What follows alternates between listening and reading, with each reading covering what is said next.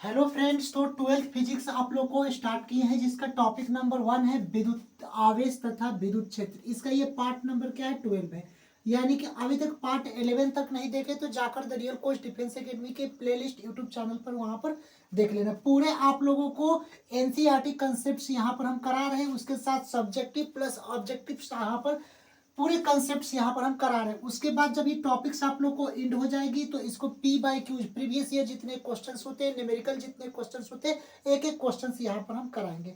इसके पहले आप लोग को विद्युतीय फ्लक्स के बारे में हम बताए थे कि विद्युतीय फ्लक्स क्या होता है, और इनसे कुछ कंसेप्ट बच गए थे, वे आप लोगों को कंसेप्ट कराएंगे। और यहाँ पर नया कंसेप्ट और भी बताएंगे कि क्षेत्रफल क्या होता है और घनकोण क्या होता है, इनके बारे में पूरे यहाँ पर डायग्राम बताएंगे। उसके बाद इसके नेक्स्ट पार्ट पर गॉसेज लॉ यानी गॉसेज लॉ क्या होता है, गॉस के नियम क्या होते हैं, इनके बारे में आप लोग को हम बताएंगे।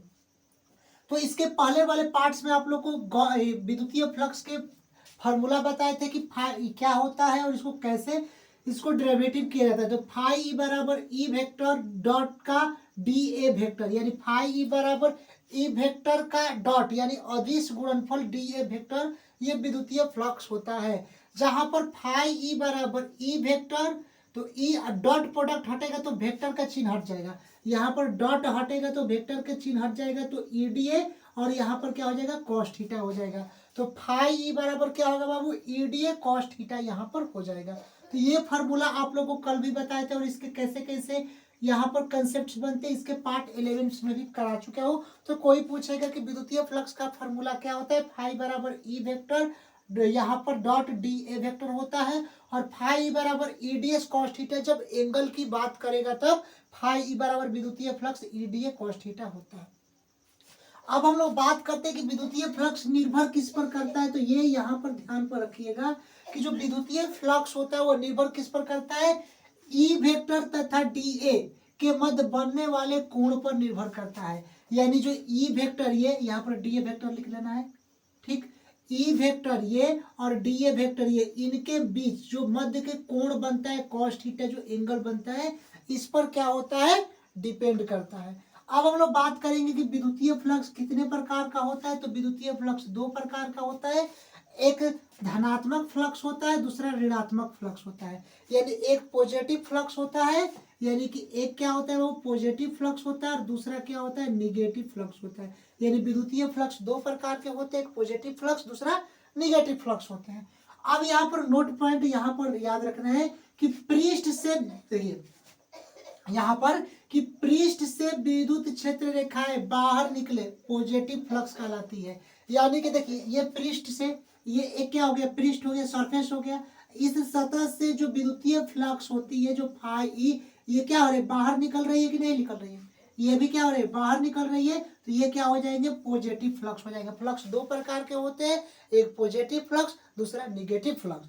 यानी कि पृष्ठ से विद्युत क्षेत्र रेखाएं बाहर निकले उसे हम लोग क्या बोलते हैं, पॉजिटिव फ्लक्स बोलते हैं। तो इससे जो ये सरफेस जो पृष्ठ होता है बाबू, उससे जो विद्युतीय बल रेखाएं हो रही है, क्या हो रही है, बाहर निकल रही है, तो उसको हम लोग क्या बोलेंगे, पॉजिटिव फ्लक्स यानी धनात्मक फ्लक्स बोलेंगे। और अगर नोट टू, पृष्ठ से विद्युत क्षेत्र रेखाएं प्रवेश करे, यानी कि इस पृष्ठ जो ये सरफेस जो पृष्ठ होता है, इस पृष्ठ से जो विद्युतीय बल रेखाएं, जो विद्युतीय क्षेत्र रेखाएं होती है, वह क्या होती है, यहाँ पर प्रवेश करती है, यानी कि इस पृष्ठ के अंदर जाती है, तब इसको हम लोग क्या बोलते हैं, निगेटिव फ्लक्स बोलते हैं। यहां तक समझ में आया। इसके पीछे आप लोग को एक और यहाँ पर बताए थे, एक समान विद्युत क्षेत्र को द्विध्रुव पर बल आघूर्ण, जिसको टाउ बोलते हैं, ये पी ई साइन थीटा। इसके पिछले जो 2026 इस साल एग्जाम हुआ था, ये आप लोग को एक समान विद्युत क्षेत्र के द्विध्रुव पर बल आघूर्ण 5 नंबर को सिद्ध करने के लिए पूछा गया था। इस साल जो आप लोगों को अभी जस्ट एग्जाम्स हुआ है, इस साल 5 नंबर के पूछे गए थे। तो इसके पार्ट आप लोगों को हम 11 में, पार्ट 11 में इसको हम सिद्ध करा चुके हैं। टाउ बराबर पीई साइन थीटा क्या होता है, टाउ बराबर, टाउ मतलब ये चाचा वाला टाउ नहीं है, दाऊ वाला नहीं है, टाउ होता है ये बल आघूर्ण युग्म होता है। तो इसको क्या सूत्र होता है, पीई साइन थीटा। अगर यहाँ पर याद रखिएगा बाबू कि तो टाउ तो लिखेंगे, अगर टाउ तो यहाँ पर लिख दिए, टाउ इक्वल टू, ये साइन थीटा हटाएंगे तो यहाँ पर पी वेक्टर और क्रस के ई वेक्टर लग जाएंगे, यानी साइन थीटा हटाएंगे तो क्रस प्रोडक्ट यहाँ पर आ जाएगा। तो यहाँ पर क्या आ जाएगा, टाउ बराबर पी क्रस के ई यहाँ पर हो जाएगा। अगर कभी भी पूछ दे कि अगर ए वेक्टर, सुनिए यहाँ पर लिख दे कि टाउ बराबर ए बी कॉस थीटा, तो इस अगर बाबू कॉस थीटा को हटाएंगे तो टाउ बराबर क्या हो जाएगा, ए वेक्टर और डॉट का बी वेक्टर। तो ये आप लोग को याद रखना है कि ए डॉट बी यहाँ पर हो जाएगा। तो ये तो आप लोगों को कंसेप्ट समझ में आ गया, टाउ बराबर पी साइन थीटा। तो ये आप लोगों को पूछेगा कि एक समान विद्युत क्षेत्र को द्विध्रुव आघूर्ण पर बल आघूर्ण क्या होगा, टाउ बराबर पी साइन थीटा, या टाउ बराबर P vector cross K E vector भी आ जाए तो गलत यहाँ पर नहीं होगा।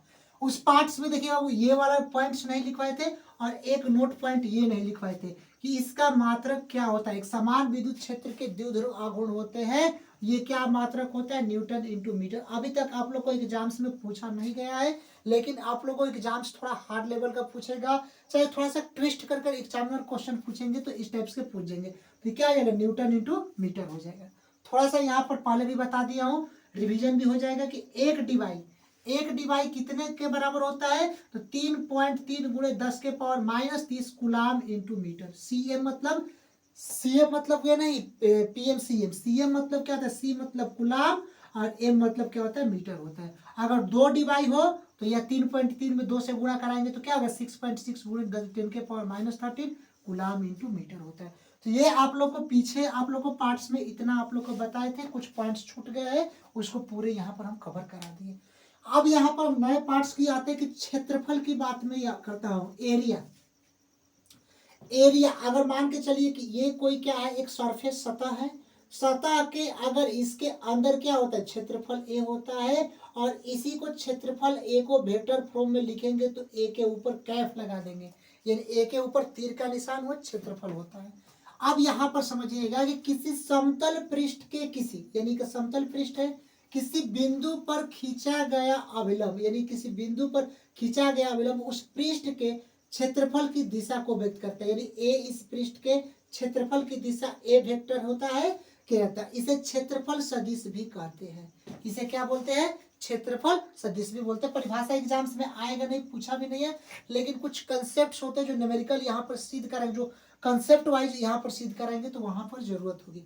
इसे ए वेक्टर द्वारा क्या करते हैं, प्रदर्शित करते हैं। अब यहाँ पर समझिएगा घनकोण, 11th में भी आप लोग थोड़ा बहुत घनकोण के बारे में बताए थे। यहाँ पर घनकोण की बात हम लोग करते हैं। घनकोण किसी ठोस, देखिए इसमें घनकोण को पहले समझने के लिए एक क्या हम करते हैं कि एक हम लोग क्या लेते हैं, एक गोला ले लेते हैं, यानी कि एक हम लोग क्या लेते हैं, पृष्ठ ले लेते हैं, एक गोलाकार क्या लेते हैं, पृष्ठ लेते हैं। तो यहाँ पर क्या लेते हैं, एक ठोस गोलाकार क्या ले लेते हैं, पृष्ठ ले लेते हैं। अब इसके यहाँ पर क्या होता है, केंद्र O होता है, और यहाँ पर केंद्र O होता है, और ये जो होते हैं इसके क्या होता है, अल्फांश भाग का क्षेत्रफल होते हैं। यानी कि यहाँ पर क्या होता है बाबू, इसका क्षेत्रफल होता है बहुत कम, यानी DA जो होता है अल्फांश भाग का क्या होता है, क्षेत्रफल होता है। और यहाँ पर ये इसको क्या बोलेंगे, घनकोण को हम लोग क्या बोलते हैं, डी ओमेगा, इसको क्या बोलते हैं, डी ओमेगा। तो ये वाले जो क्या होता है, डी ओमेगा, जिसको हम लोग घनकोण कहते हैं, और ये आर जो होती है उसकी क्या होती है बाबू, त्रिज्या होती है। तो इसको ये पूरे डायग्राम को आप लोग को समझ जाना और इसको यहाँ पर लिख देना है। यहाँ पर क्या लिखना है, देखिए किसी ठोस गोलीय पृष्ठ के सूक्ष्म अवयव खंड द्वारा, ये किसी ठोस गोलीय केंद्र के, किसी ठोस गोलीय है और उसके केंद्र O के सूक्ष्म अवयव खंड द्वारा, यानी कि इसके सूक्ष्म अवयव खंड क्या होते हैं, डी अल्फांश क्षेत्रफल, गोले के केंद्र पर आंतरिक भाग को घन केंद्र, यानी गोले के ये केंद्र होते हैं, इसके आंतरिक मतलब अंदर वाले भाग को डी ओमेगा, इसको घनकोण हम लोग क्या बोलते हैं, कहते हैं। तो अब यहाँ पर समझिएगा कि जो DA जो क्षेत्रफल होता है वह समानुपाती होता है किसके, इस रेडियस के, जो क्षेत्रफल होता है ये समानुपाती होता है रेडियस के स्क्वायर के। तो DA क्षेत्रफल समानुपाती R के स्क्वायर होता है। तो DA बराबर समानुपाती का चिन्ह हटेगा तो यहाँ पर D ओमेगा आएगा, और गुणे R स्क्वायर, समानुपाती का चिन्ह हटता है तो D ओमेगा आएगा, जिसको D ओमेगा क्या बोलते हैं बाबू, उसको घन कोण बोलते हैं। आ रहा है समझ में, घनकोण बोलते हैं तो d omega into r square बोलते हैं। अब यहाँ पर ये देखिए डी ओमेगा इधर कर देंगे, ये डी ओमेगा, तो बचेगा क्या, डी ए, और बटा में इसको आर स्क्वायर करेंगे। डी ओमेगा को इधर कर देंगे तो बचेगा डी ए, तो डी ए लिख देंगे, और बटा में आर के स्क्वायर यहाँ पर लिख देंगे। जहाँ पर डी ओमेगा क्या हो गया, घनकोण हो गया, और यहाँ पर डी ए क्या हो गया, क्षेत्रफल होता है, और आर स्क्वायर क्या होता है, इसकी त्रिज्या होती है। ठीक है, तो यहाँ पर नोट पॉइंट भी याद रखना है। ये आप लोगों को घनकोण यहाँ पर क्या हो गया, फॉर्मूला हो गया। तो कभी भी पूछेंगे घनकोण का फॉर्मूला क्या होता है, तो यहाँ पर पहले देख रहे, दिखाई तो दे रहा है ना। हाँ, तो यहाँ पर समझिएगा कि अगर कभी भी पूछेगा कि डी ओमेगा जो घनकोण का सूत्र होता है, डी ए बटा आर स्क्वायर, ए क्या होता है, क्षेत्रफल होता है, और कैसा क्षेत्रफल होता है, अल्फांश क्षेत्रफल होता है, आर स्क्वायर त्रिज्या होती है। नोट पॉइंट, यदि थीटा कोण हो तब, अगर थीटा कोण हो तो घन कोण क्या हो जाएगा, डी ओमेगा, जिसको हम लोग क्या बोलते हैं, घन कोण हम लोग बोलते हैं। यहां तक समझ में आया। अब डी ओमेगा बराबर क्या होता है, डी ए तो हो जाएगा डी ओमेगा बराबर डी ए, और एंगल की बात करता है थीटा, तो कॉस थीटा, अब बटा में क्या हो जाएगा, आर के स्क्वायर हो जाएंगे। तो d a cos theta by r square, इसका अगर एंगल पूछता है तब। अब मात्रक की बात करते हैं तो इसका मात्रक क्या होता है, एस्टेरेडियन होता है। किसका, घन कोण का मात्रक क्या होता है, एस्टेरेडियन यहाँ पर होता है। अब यहाँ पर देखिए कि सबसे पहले, अब यहाँ तक तो कर लिए, यहाँ गोले के संपूर्ण वक्र पृष्ठ का क्षेत्रफल क्या होता है, तो यहाँ तक पूरे डायग्राम आप लोग को समझा दिए। तो यहाँ पर गोले के जो वक्र पृष्ठीय क्षेत्रफल होता है डी ए, जिसका 4 पाई आर स्क्वायर होता है। अगर बात करते हैं यहाँ गोले के संपूर्ण वक्र पृष्ठ का, पूरे जो ये गोला होता है जो आप लोग को बताए थे, इसके पूरे संपूर्ण पृष्ठ का क्षेत्रफल, वक्र पृष्ठ का, तो यहाँ पर डी ए बराबर क्या होता है, 4 पाई आर स्क्वायर यहाँ पर होता है। तो हम लोग को डी ओमेगा निकालना है। तो यहाँ तक तो आप लोग को पता होता है कि डी यहाँ पर 4 पाई आर स्क्वायर होता है, किसका, डी ए के मतलब में। तो यहाँ पर हम लोग को क्या लिख रहे हैं, डी ओमेगा। तो डी ओमेगा का फॉर्मूला अभी आप लोग को, ये घनकोण का फॉर्मूला क्या होता है, d a by r square. तो इंटीग्रेशन का चिन्ह लिख देंगे, और डी ए बाई क्या लिख देंगे, डी ओमेगा के जगह पर, अब ये डी ओमेगा है, इसके जगह पर क्या लिखेंगे, डी ए बटा में आर स्क्वायर लिख देंगे। अब यहाँ पर इस क्वेश्चन को देखिए, बहुत सॉल्व करते हैं, समझिएगा। इंटीग्रेशन के चिन्ह लिख देंगे। डी ए जो क्षेत्रफल यहाँ पर है क्या, 4 पाई आर स्क्वायर, तो यहाँ पर 4 पाई आर स्क्वायर लिख देंगे। अब उसके बाद यहाँ पर क्या लिखेंगे, 4 पाई आर स्क्वायर, ये पूरे जो वैल्यू है यहाँ पर डी ए का, तो यहाँ पर d a by r square, यहाँ पर ओमेगा का तो लिख दिए मान।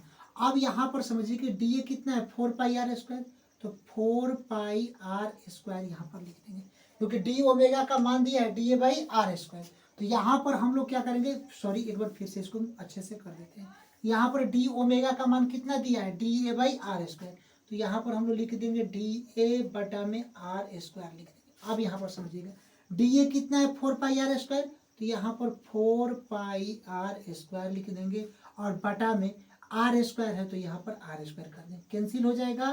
तो यहाँ पर डी ओमेगा, यहाँ पर क्या हो जाएगा, डी ओमेगा बराबर 4 पाई, तो यहाँ पर ओमेगा का मान कितना हो गया, 4 पाई हो गया। क्लियर, इस ओमेगा का मान अब हमारा क्या हो गया, 4 पाई, और ओमेगा क्या होता है बाबू, यहाँ पर डी ओमेगा क्या होता है, घनकोण होता है। तो यहाँ पर ओमेगा क्या हो जाएगा, घनकोण हो जाएगा, घनकोण हो जाएगा कि नहीं हो जाएगा, तो घनकोण का मान कितना हो जाएगा, 4 पाई हो जाएगा। ये सिद्ध करने के लिए इसलिए हम किए, क्योंकि जब गॉस का प्रमेय आप लोग को हम बताएंगे तो उसमें अच्छे से और यहाँ पर कवर हो जाएगा। तो ये तो आप लोग आया कि ओमेगा का मान जो घनकोण होता है क्या आया, 4 पाई आया। एक बार नहीं समझ में आया तो इसको फिर से समझा दे रहे, देखिएगा। अगर जिसको ये पूरे यहाँ पर नहीं समझ में आया तो यहाँ पर समझिएगा कि यहाँ गोले के संपूर्ण वक्र, ये जो गोला है उसके संपूर्ण वक्र पृष्ठ की क्षेत्रफल की बात करते हैं, तो क्षेत्रफल डी ए होता है, 4 पाई आर स्क्वायर होता है। तो अब हम लोग को बात करते हैं कि जहां पर ये डी ओमेगा, यहाँ पर क्या होता है, क्षेत्रफल डी ए बराबर 4 पाई आर स्क्वायर। तो अगर हम लोग को क्या निकालना है, डी ओमेगा की बात करता है, किसकी बात करता है, तो डी ओमेगा की बात करता है। डी ओमेगा बराबर क्या होगा, ओमेगा। अब यहाँ पर डी ओमेगा का d a by r square है, तो यहाँ पर ओमेगा बराबर क्या लिख देंगे, डी ए बटा में आर के स्क्वायर। क्यों, क्योंकि यहाँ पर डी ओमेगा का मान दिया है d a by r square, और डी ओमेगा का इंटीग्रेशन ओमेगा हो जाएगा, तो d a by r square यहाँ पर हो गया। आ रहा है समझ में। अब यहाँ पर देखिए ओमेगा तो लिख दिए, अब डी ए का वैल्यू कितना है, 4 पाई आर स्क्वायर है, तो यहाँ पर क्या लिखेंगे 4πr²। याद रखना है जो डी ए जो यहाँ पर वैल्यू होता है, ए जो वक्र पृष्ठ का क्या होता है 4πr² एरिया का। तो डी ए क्या लिख दिया 4πr² बट्टा r², से r² कट गया तो ओमेगा का वैल्यू कितना आ गया 4π, और ओमेगा क्या होता है घन कोण होता है। क्या होता है घन कोण, यहाँ पर क्या होता है ओमेगा। अच्छे से इसको लिख दे रहे हैं, ओमेगा क्या होता है घन कोण होता है। तो ये आप लोग को यहाँ तक सिद्ध करा दिए। कल आप लोग को आएगा गॉसेज लॉ, गॉस का नियम क्या होता है, और इसमें ओमेगा बराबर 4π कैसे आया, इसको पूरे अच्छे से यहाँ पर तो कर दिए, उसमें 4π ओमेगा का जगह डायरेक्टली 4π वहां पर हम लिखेंगे। तो इसको इसीलिए पहले ये पूरे आप लोग को अच्छे से हम समझा दिए।